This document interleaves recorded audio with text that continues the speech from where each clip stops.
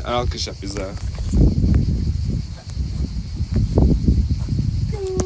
Take one. Babusa for real, for real.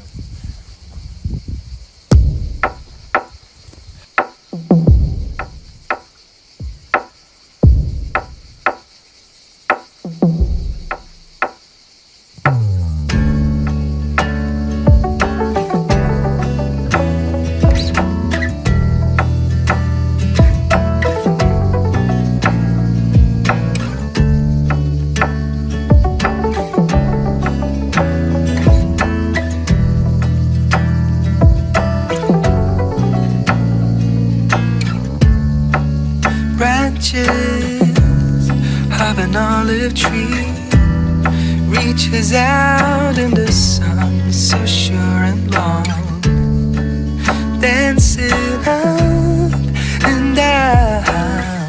The tears are rising, which I see a slight resemblance to.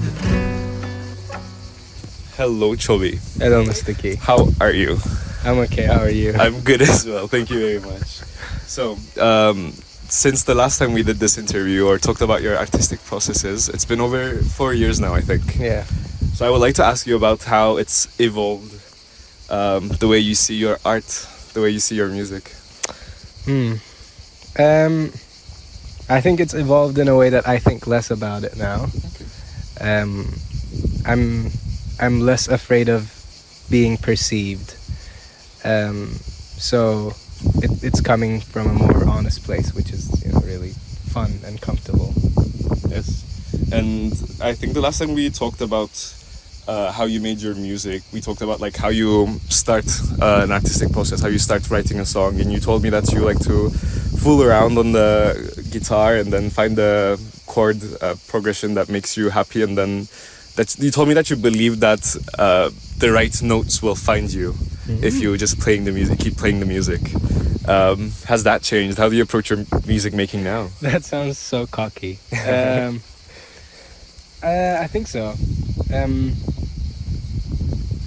I don't have as much time anymore, so it's a lot less fucking around, and well, you have to create time to fuck around, and that's not the same as like doing nothing all day and then just coming up with a song. But I create these mental checkpoints on things when I see something that inspires me, and I try to come back to it. And that's mostly how I've been creating lately. The last few songs that I recorded on the album were essentially just things that I had been thinking about for a long time and journaling about. And then it was a long process of writing until it was like, it was like squeezing it into a puree, like so that it becomes a song, if that makes sense. Yeah. And like since I've been following you, like ever since your first single as well, I think I've noticed like a couple different Choby seasons, as you used to call them back in the day. How do you think like your artistic character developed as well? Yeah, I think I was actually just thinking about that yesterday. Again, comes back to like, I'm not afraid of being perceived a certain way, because I know the many faces of Choby. Like, yes. I know, like, I'm not one thing. I am, and period. Like, that's it. I am. And so I think that translated really well into my art now, because you know what? I don't care if people think me rapping is cringe. I don't care if people think me constantly spamming the word Mediterranean is getting tiresome. I don't care like how they perceive me. This is one of the many things that I am, and it reflects on my art. Like I took down a lot of my past music. Rip Mallorca. Honestly, Mallorca was the first Gazi. But starting from there, like Blue Kid Hours entirely was gone. But that was a period in my life where it was quarantine and I was creating in a different way, and we were all living in a different way. Like I remember like me and my little brother, like we would just play GTA 5 like late at night, because I wanted to go out and do a late night drive, and GTA 5 was the only way you could do a late night drive with blonded radio on. And then that kind of reflects on how you think about things and how you want to create. That's what I was hearing at the time, and that's who I was at the time. And I only like erased that music from like listening platforms because I just thought it was way too far to the identity I wanted to create, at least for the time being. But I'm really developing into being comfortable with what I am, and I think that's just translating into this new album as well. And I definitely understand what you were saying about COVID as well, because I've heard many artists talk about this, about how COVID gave us an opportunity to develop ourselves, try out new styles, whether it's clothing or just artistic styles as well, without the judgment of other people, because we were just at home by ourselves with our most like supporting close, smallest circle around us, which enables people to do whatever they want to do rather than thinking about what society wants them to do. And it sounds like exactly like you learned from that during COVID, and then now you don't care about what society thinks, and you're here to put out what you know about yourself. I think so. Yeah, in a way, I feel like hip hop was my sourdough bread. Like, you know, when everyone was making bread at home. Yeah. I feel like that was my hip hop. Like, I needed something to distract me from the fact that the world is ending, and I just invested myself in the words of Kendrick Lamar and J. Cole and all of this. And then I thought, well, I play the guitar, so might as well make something new out of it. And I was like, yeah, I'll just make bread. And post-COVID, after the quarantine happened and everything like that, both of us went on to live our own lives outside of Cyprus. So I wanted to ask you how that has affected your artistic point of view as well. How was finding yourself in a new environment with not many people that you know, with no support system around you? How was that to create that for yourself and your community? That's a very good question, because I feel like I was in a more isolated area, that I was still kind of almost still a bit worried about like how I was perceived in a way, almost. It was my second year in Hull that I started to actually see, oh, I'm actually like by myself. Because like, was it your first year as well that COVID was still happening? Yeah. So coming back to my second year, I was like dropped off into this 12-bedroom house with a bunch of really, really English people. And that's when I realized, oh, I don't have any support system. Yeah. And, you know, it didn't take me a while to find my support system, but that journey of like kind of discovering the music scene around there and watching different artists do their own thing, I think it just continued to inspire me to like keep searching, and it's okay to not have something down just yet.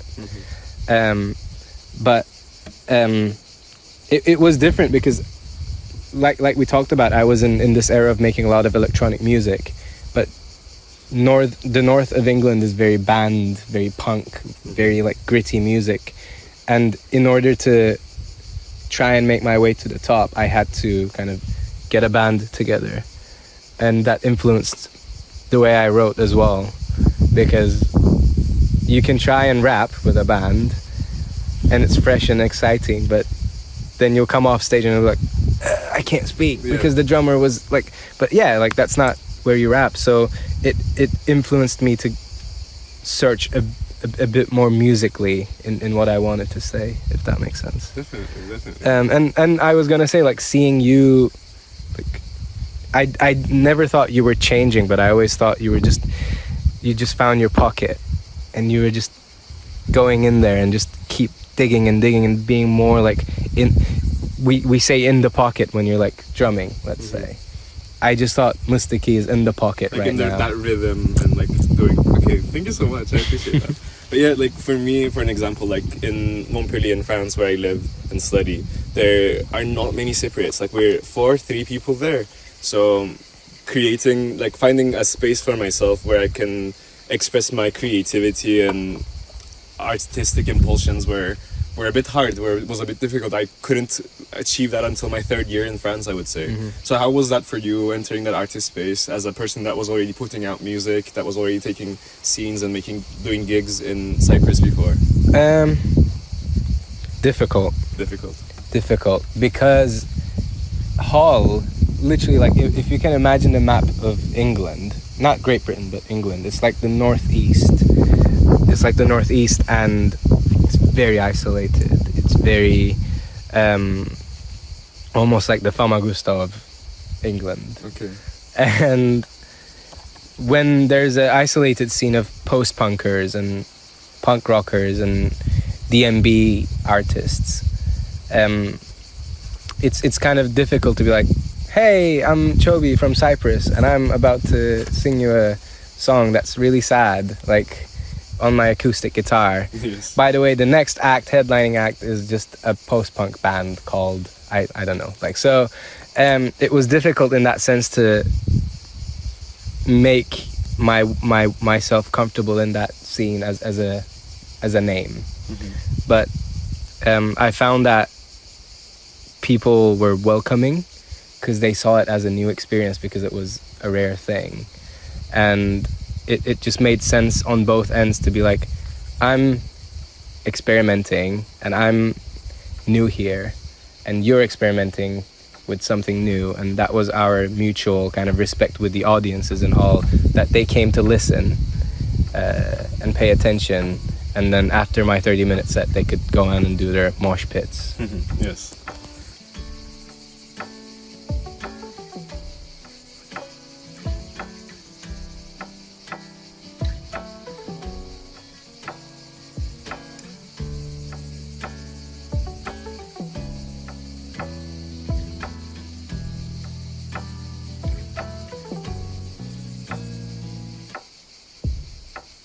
To quote you, you said, English weather, has it always been this grey as well? So how do you think that moving from this beautiful Mediterranean island that is considered heaven to many, to this grey, weathered, rainy, cloudy place that is called England?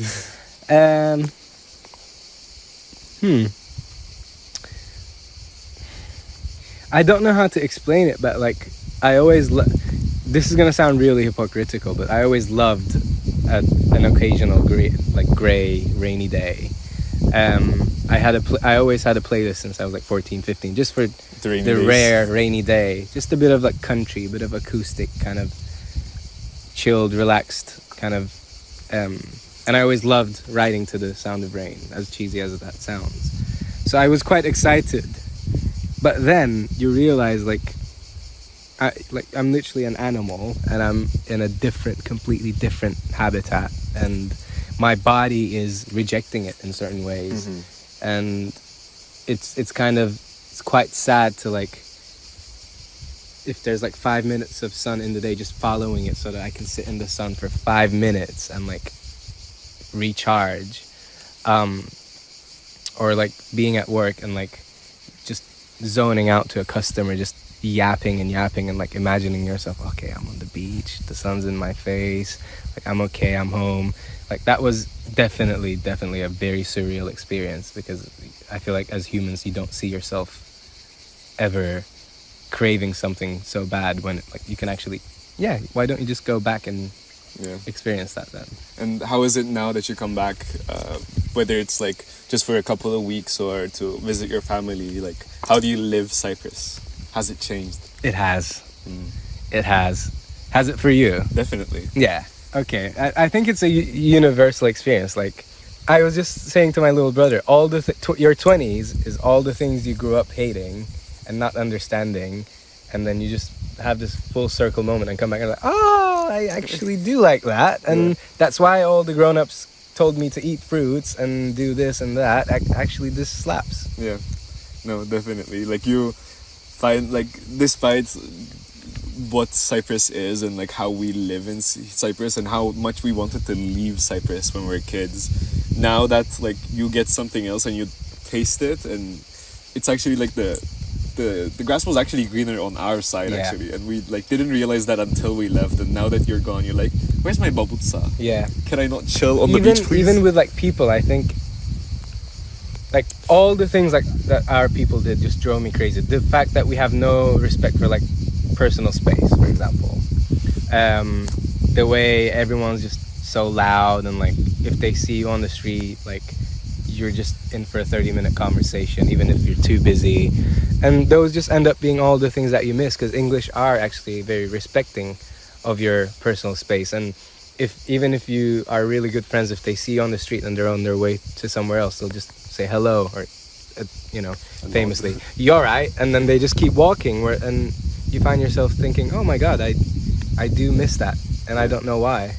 I see. So there's this air of familiarity of this community. Yeah, and that's when I started feeling at home in Hull, when I started, because it is a smaller city, and I started feeling really comfortable when I was able to walk around and run into people. Because I don't know, does your dad do the same thing, where like you see someone on the road driving and it's like, beep, it's like this. For me, it's mostly my mom. She stops and then she gossips, like you said, for like 30 minutes, and we're there in the middle of the road. Yeah. And we're not moving until that conversation is done, So yeah, I definitely get that. Yeah. Or like standing in the middle of the street when like people are trying to walk. Like in England, it's still like, I find it really annoying when I'm trying to walk down a busy street and people just stop and like talk to each other. But then that's what we do as well. It's like maybe we don't have somewhere to be. We shouldn't have this kind of urgency to be somewhere and just stop and talk to each other for a while. And talking about community and people around you, how do you think that the support that you're given from your closest circle has changed? Because the last time we talked about it, I was gonna say, what did we talk about this the last time? So the last time you told me that maybe like there are two options in your brain why artists in Cyprus didn't get enough support as much as they deserve. You said either it's envy, or they don't give a fuck, or they don't care, and you said that you would prefer that it's envy than them not caring. Wow. What a wise little boy. Definitely. And it's changed a lot. I think it's just the way things are. I think you just have to prove it somewhere else for little communities to be like, I actually want to listen to this now. Yeah. But I came back end of March and played a sold-out show in Famagusta. And granted, most of that was my family. But even that, like, the fact that my family left their house to come watch me do my thing was like, it's big, because I don't think they were aware of how grand I wanted to do, the level of things that I wanted to achieve.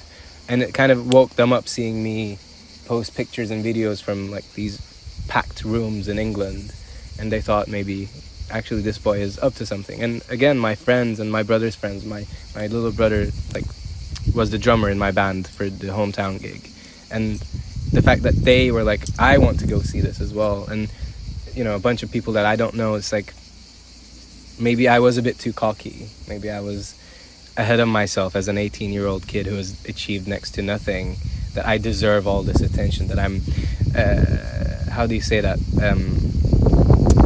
Arçin, you remind me of this word, anyway, it'll come back to me, but it's like that I just deserve this thing because I deserve it. Whereas, entitled maybe I was a bit entitled, because now I feel like it's people saw the work I did and people hear the work I do, and they can what? Well, because your English will be better than mine, no? Anyway. Okay, sure. That answer didn't answer his question, but yes. What was the question? Why do you think he's entitled? Did I say you're entitled? You said like that word reminds you of him. Did I? No. Yeah. Roll the tapes. Arçin, you remind me of this word. No, I said you would be able to remind me of this, as in your English is better. Sure. In Cyprus we say çevir dayanmasın. I swear. We'll look at the tapes.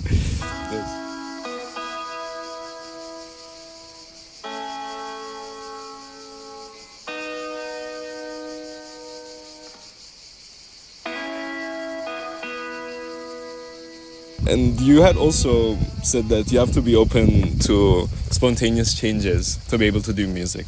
Mm-hmm. Do you still agree with that statement? Yes. Period. Period. What has proved that? Well, like, how was that proved right over the years for you? It's like the cherry on top, I think. Like, you can't fully rely on inspiration and spontaneity and all that stuff to create. You have to show up every day.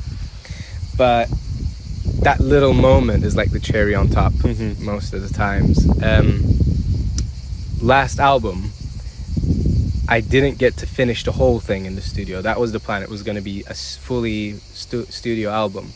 But I ended up taking a few studio stems for the last couple of songs into my living room and recording bits and bobs in the living room, and like a song came to me while I was doing that because I had everything set up, and it was just very spontaneous. I was in the middle of recording a different song and I paused it and I created a different project on my laptop and I went, here's a new song, because it came to me and I didn't reject it. So do you think that while you're in that pocket, like you said, it's easier to stay in there and continue creating? The zone, definitely. Oh yeah, I mean, now that I'm thinking about it, I made this song called Broken Man by Design. Yes. Which there's a documentary for, by the way. Everyone go watch it. But it was essentially, that whole thing, that song wasn't supposed to exist. Like, it was going to be a live session with the band for This Sucks and Spaceship on My Bed. And then the band didn't show up. And I was like, you know what? I don't need a band because I can play all these instruments myself. Let's just set up everything anyway and see what comes out. And while we were setting up the camera, setting up the instruments, sound checking, I started writing. Like, I just started playing around Mishado with 2 chords. And we recorded it in that day. I played everything on it, and that was a song that I released. And I feel like that's the most natural way to probably write a song or write something. I don't know. I see. And then I'll ask you a question that you thought was very hard back in the day. Like, which one of your songs is your favorite one? That is still a very hard. It should be even harder because you have way more out now as well. Yeah. What is your favorite song of mine? Oh, I have said this since 2020. I will keep on saying it as well. Cans. Yeah. It makes me scream. The lyrics, the way you change the lyrics with the vibe of the song. Yeah. Like, it is such a well thought out song with amazing. I don't have the terms for music, but when I listen to that, I feel it. I really appreciate that. I more and more I am finding it a bit difficult to listen to. I will fight you. Do not take it away from me. I will not take it down. Don't worry. Okay. I was expecting you to say Mallorca, so we're safe. I don't remember it anymore. I forgot. I don't even know the lyrics. I don't know. That's a difficult question. I think my favorite song to perform, I can say. Okay. Broken Man by Design and This Sucks. This sucks because I get to rip out a guitar solo and it's like, nothing can beat that. Yeah. But Broken Man is really, really fun to perform because it has that balance between, it's pure Choby, I feel like, but it's like a bit more upbeat. Okay. I wish I could roll a tape right now so you can see how it. Pause the video. That's how the live version looks. Like, exactly. Yeah. Yeah. Does that answer your question? Definitely. Let's see. And then, okay, what's your biggest goal for yourself this upcoming year? It has nothing to do with music. I think I want to finally be healthy. Okay. That's my goal. I always wanted to like go to sleep at a certain hour and eat full stop, and like be well rested and all that, and music is not a line of work that allows that, especially in this day and age where you have to film yourself making the music and think about what you're gonna look like making the music and all that stuff. Past 4 or 5 years have really been, it's taken its toll on me, and I feel 10 years older, and I feel like I look 10 years older. So next year I want to have a settled life where I can just look like a human being and sleep and have fun. I see. The last time I asked you this question, back in 2020, you had said that you wanted to put out an album that would inspire others, that would maybe like be the, I don't know, the symbol of a rebellion is what you said. Oh. Exactly. So do you think you have achieved that? Or is that still a goal of yours? Inspire others, yes. It's coming in October, which is really close. By the time this video is out, I think the album will be out. Okay. It's called SKiN UNTOUCHED, and everything we talked about, it's about that. It's inspired by that process, at least. I think I have slightly changed in the way that changed my purpose to create a little bit. It's more for me now, and for people like me. And I think to have a Cypriot artist release music to this extent is a very valuable thing. We have a few people doing it already, in this genre, in this level of giving a fuck about it, which I feel like as Cypriots we've always struggled to do, to give a fuck about something for obvious reasons. That is not part of my next year's agenda. It's coming out. Maybe it's out. Rebel. That is something I'm working on.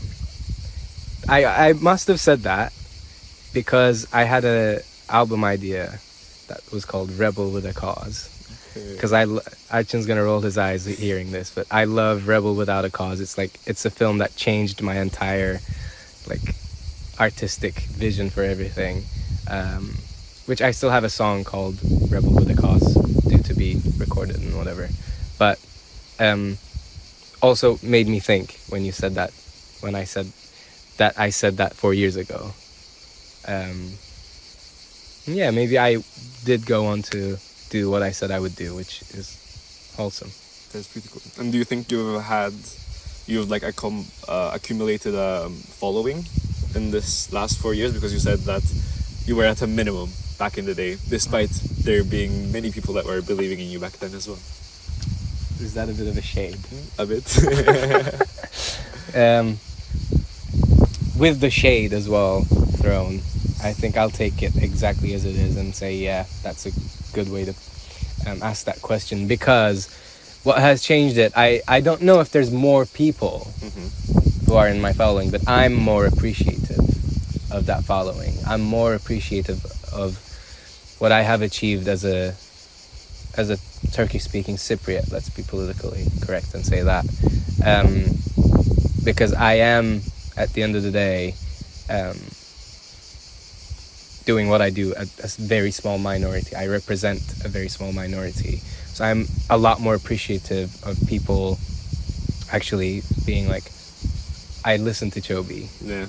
And if it's 5 people, I love those 5 people, and I'm very grateful. There is, I think, a bit more to it now.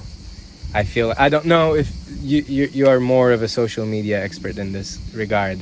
I don't know if you can count any, hype you have on TikTok or Instagram as building a following, but it looks like there are more people paying attention. I think that is definitely just the definition of building a following, is finding people that are interested in what you create. Yeah. And it seems like you are doing that. Very cool. So cute. Yes.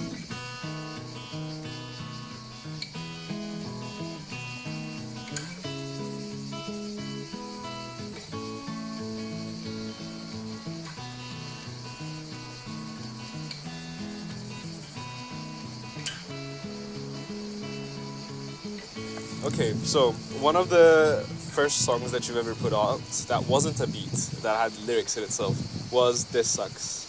And one of the best lyrics in that song, I think, in my opinion, is, I have to close my eyes to see your face. I still don't know what color your eyes are.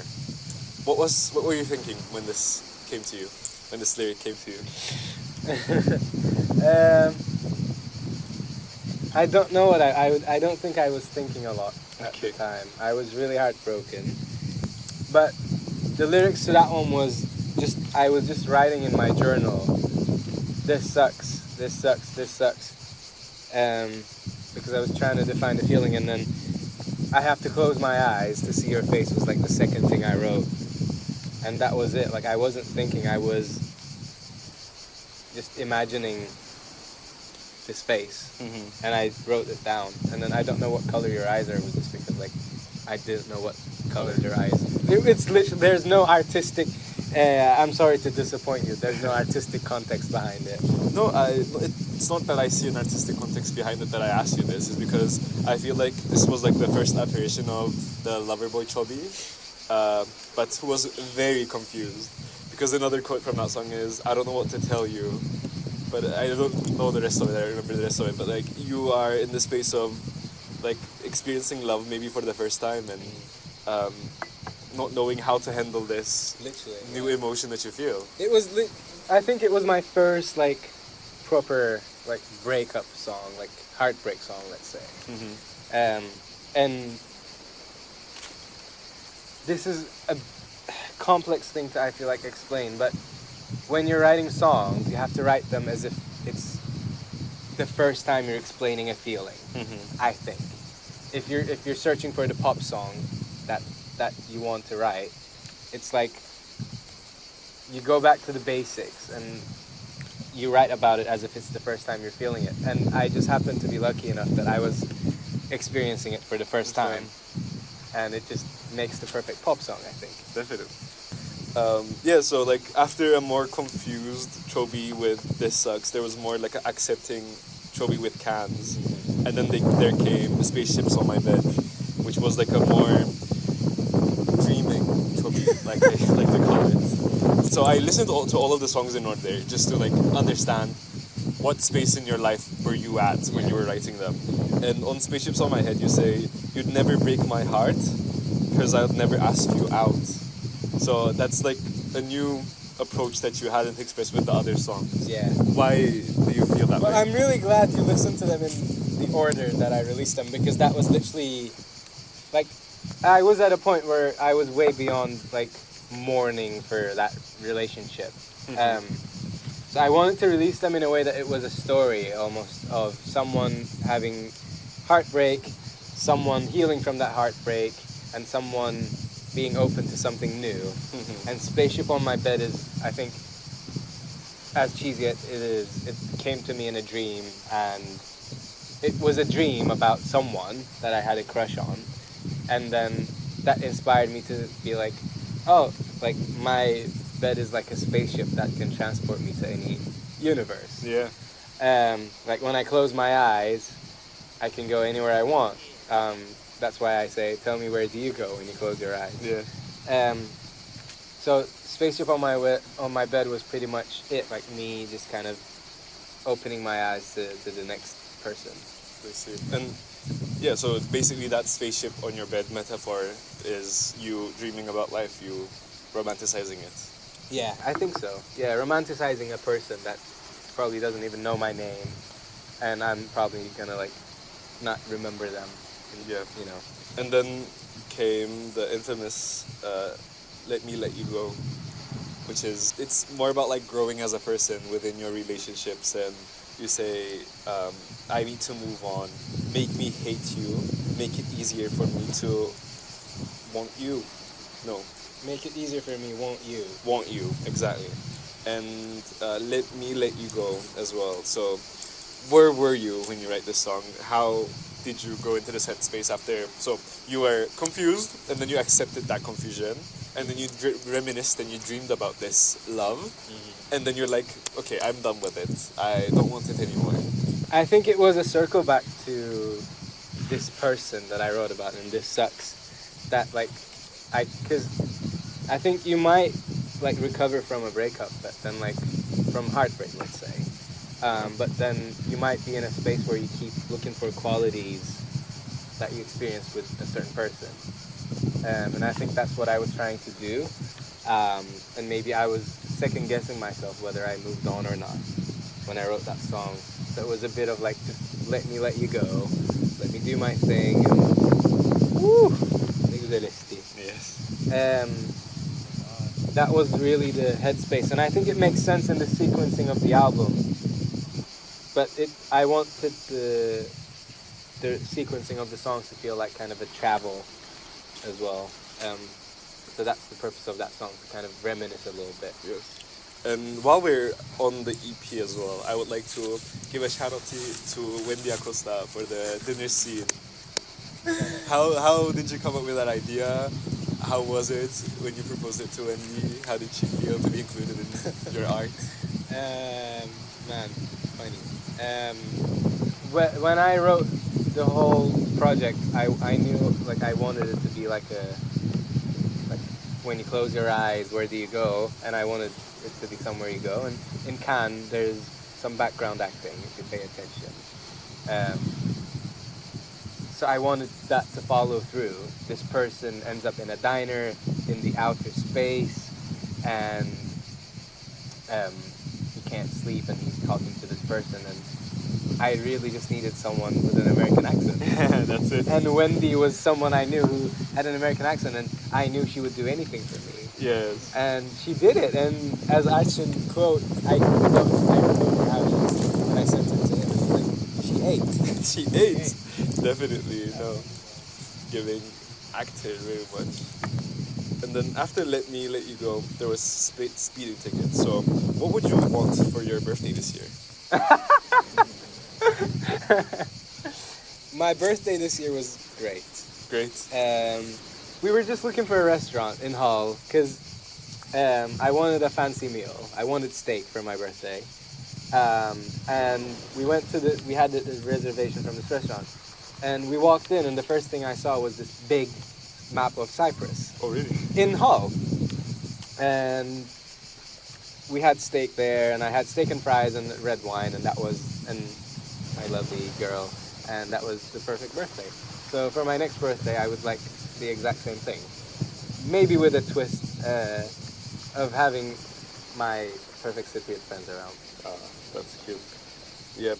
So like around this time, we like see you get out of your lover phase for a bit and go into like talk about what you like. Like for Speeding Ticket as well, you explained to us that like during COVID that you wanted to like do late night rides and just go around and maybe get yourself a speeding ticket for your birthday. And then afterwards, you said as well, someday I'll figure out how I feel. So we see like that confused Choby coming back to life. Oh.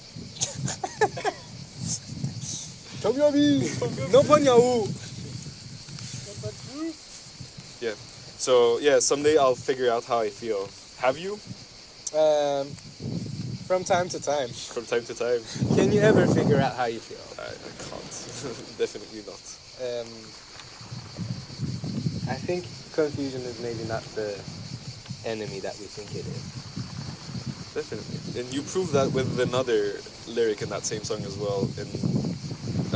In Wishful Thinking, the song just after Speeding Ticket. And you say, I'm in the driver's seat, I don't know where I'm going. Is that genuinely how you live your life? No?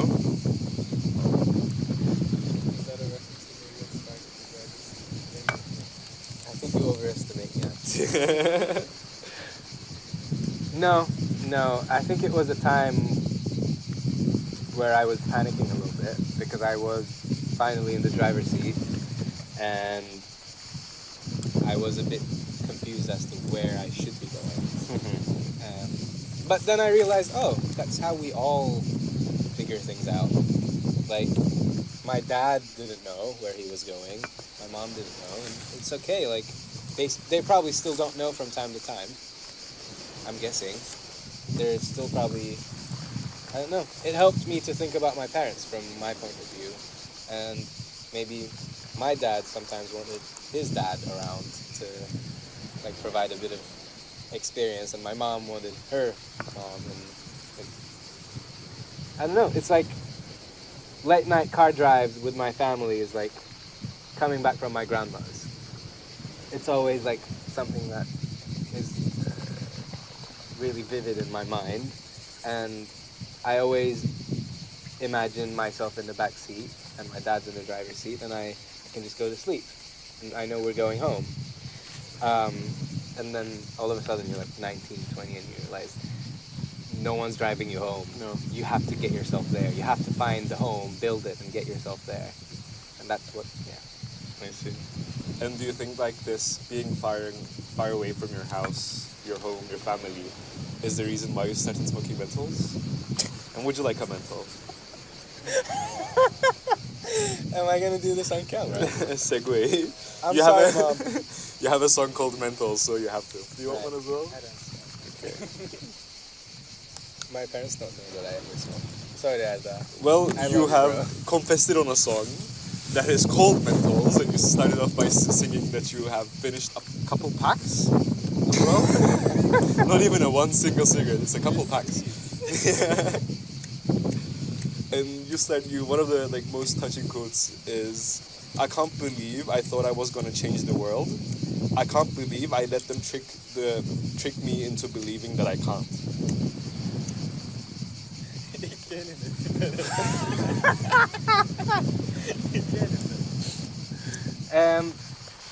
First of all, a disclaimer. Just for the camera, I'm not a smoker. I'm a social smoker. Anne özür dilerim. Sadece sosyal ortamlarda kullanıyorum.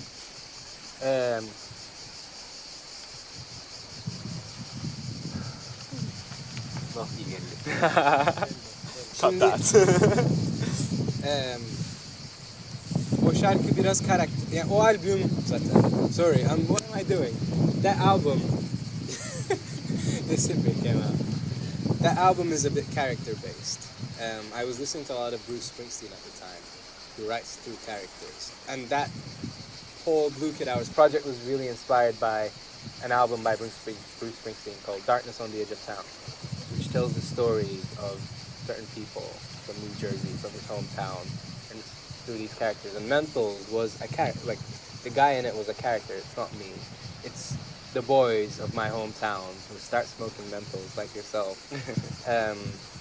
Like, I don't know, the kids that I went to high school with. Like, I remember going to the backside of Tamavju, the toaster, the toasty making restaurant, whatever it is in English, finding them smoking menthols, and it represents to me youth and rebellion a little bit. But then I also thought about my father, and that's where I can't believe they convinced me. I don't remember how to. I can't believe I thought I was gonna change the world. I can't believe I let them trick me into believing I couldn't. That's a bit of the Cypriot kind of hopelessness, Turkish Cypriot hopelessness, let's say, that I saw in my father, that he had so much love for his country, so much patience, and so much desire to make it what it could be, and then the world just kind of making him lose his patience and actually being like, you know what, I won't be able to change it. And it's kind of, there's a parallel between this youthful figure and this old man kind of growing tired of trying, being gaslit into, you know what, we like the way things are, no matter how awful it is, and you're never going to change it. Yeah. And that's what that song is, I think. I see. And then when it comes to Broken Men by Design, you say, "I can see you seeing through me," and it's one of the first times you convey the emotion of being understood. And how did that feel for you? Who saw through you? Man, I was talking to / dating, whatever it is called these days, this German girl, and German people are known for being very direct, and I remember going on a date with her and feeling like she could see through the bullshit, and I didn't like that. I felt really deeply uncomfortable that I couldn't lie my way out of this thing, that I couldn't, so that's what it is, like being seen through. And it was through that experience, I think, dating a lot of people, that like I figured out what the issue was. It was me, that I had this wall to keep myself from being vulnerable, being my honest self, And Broken Man by Design, I think, is that, just going back to everything, rounding everything up and being, I wrote all of these songs, the problem was me all along. I see. So when it comes to Red Lotus, this is when like the lover boy comes out of you again, but to a more extreme level. It's as if you found like what you've been yearning for, all of these songs. How did that song come to life?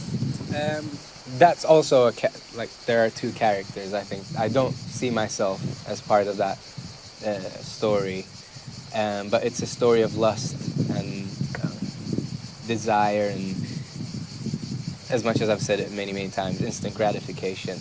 I think we've all experienced kind of seeing someone across the room and feeling an instant connection and wanting. Yes, to be that person. And that's essentially what that song is. And making my way through the thesaurus is almost like flipping through the pages, and I think maybe this is a bilingual experience of reading something and trying to understand it in so many ways and so many different contexts. And maybe that's what it was like between those two characters to explore each other. And maybe the protagonist in that story is literally making their way into this person's mind to understand them, to further build on this desire. And then your most recent single, Bougainvilleas, which I really enjoy, like the scenery that you create with your lyrics in that one. It's very like, it hits home. Definitely, it's very Cypriot. Yeah. So we see that like this new turn towards this Mediterranean culture that you started with your music. How did that come to life as well? Homesickness. This is going to be a very weird kind of analogy, but I see in TV shows like back in the day, like in the 70s, artists used to draw porn, right, and sell them. Like in American like sitcoms, you hear about this joke. There's this lack of imagery, and you rely on the artist to draw a woman's body and give it to you so that you can go do whatever you want to do with it. I think in a sense, that's what that song is. Like, I'm yearning for home, and all I can do is just paint it, sketch it with my words, and that's what I'm doing. Branches of an olive tree reaching out in the sun, dancing up and down to tease her eyes. It's almost like an affair with this new culture, new country, new environment, and a bit of guilt to enjoy it a bit too much, that you're sketching the colors of your home country. And that's what Bougainvillea is to me. It's me remembering my first love, which is home, which is Cyprus. And it is an ongoing theme, I think, throughout the entire album. And you also say, I knew this place is like the back of my hand, but I've slipped and fallen into the palm of hers.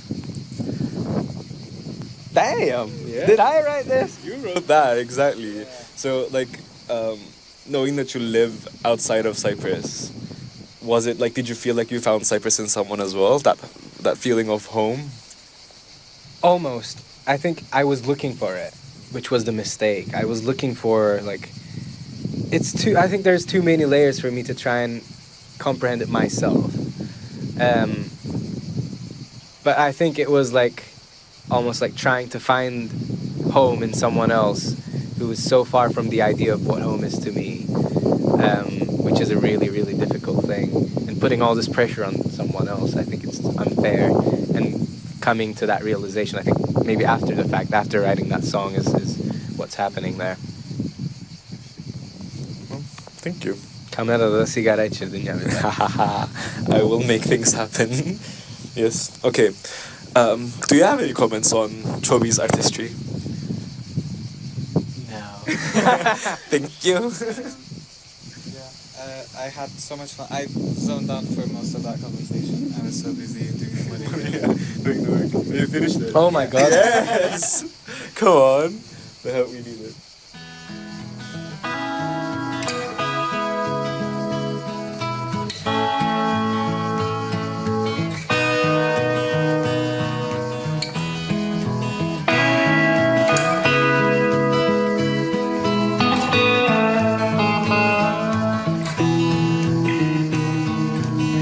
Benden sana son kalan mendilim olsun nişan. Eğlenirsem geleyim ince beline kuşan. Zeytinden aşımısın, güzeller başımısın. Gönderdiğim mektubu koynunda taşır mısın?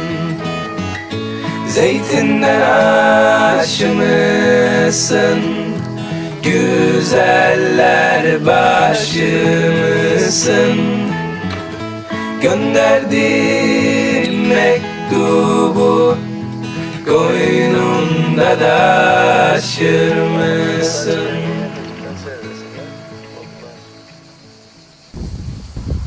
Yes. So while we were up there doing the Morehia, you told me that some of your most recent songs were influenced by your homesickness. Yeah. So how do you live being far away from Cyprus? How has that affected you as an artist? I think just the idea of going full circle. I come back to the things that I was embarrassed about, maybe the music that my father used to make us listen to, and not me thinking I'd rather listen to rock instead, or English, like foreign music instead. I just found myself listening to like Cem Karaca and Sıla Dört and all sorts, just trying to find rakı and getting my Cypriot friends together, and like I think that's essentially what happened to my music. I found myself coming back to those melodies and those harmonies and those themes of my people, writing about my people, and that's what happened with the new music as well. I see. And how is that reflected on the new album that's coming? Yeah, it's very prominent.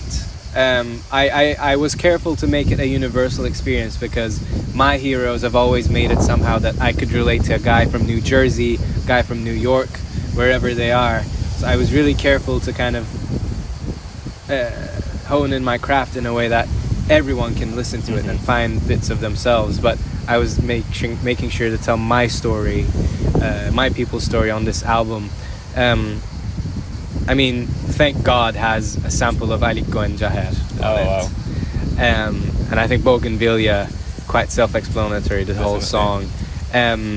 Just thinking about, I have a song titled Goofy, and it's this made-up mythology that I created about this person just turning into a snake with all the vengeance and anger kind of that they have inside them, because of what happened to their habitat, what people have done to their habitat. Okay.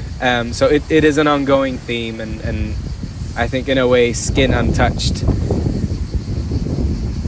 one of the many things it represents is me kind of being as pure as I can. Yeah. I see. What else do we have to look out for when it comes to Choby in this upcoming season? We have lots of things out there already, lots of music, lots of even a documentary, lots of music videos, live videos.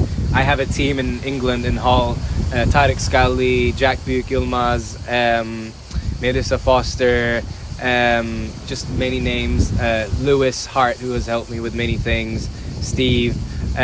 We created so many things, so go and check those out. And obviously my Cypriot family, Mistiki, we have an interview with Arçin. We made lots of things. Go check them out. Go listen to the album, listen to the singles, come to my shows. Support Cypriot artists, people. Support us. We support us so we can show to the world we exist, I think. Exactly. Well, thank you for this amazing time. It was really nice getting to know you more as an artist. Yes. Touching in, like going deep diving into your lyrics and talking about all of them. I really enjoy this, and Thank you. love to see you grow as an artist. Merci So çok. keep it up, please. Amazing. Okay. That's it. Güzeller başımı mısın? Dım dım dım gönderdiğin mektubu koynunda da aşır mısın? Oba.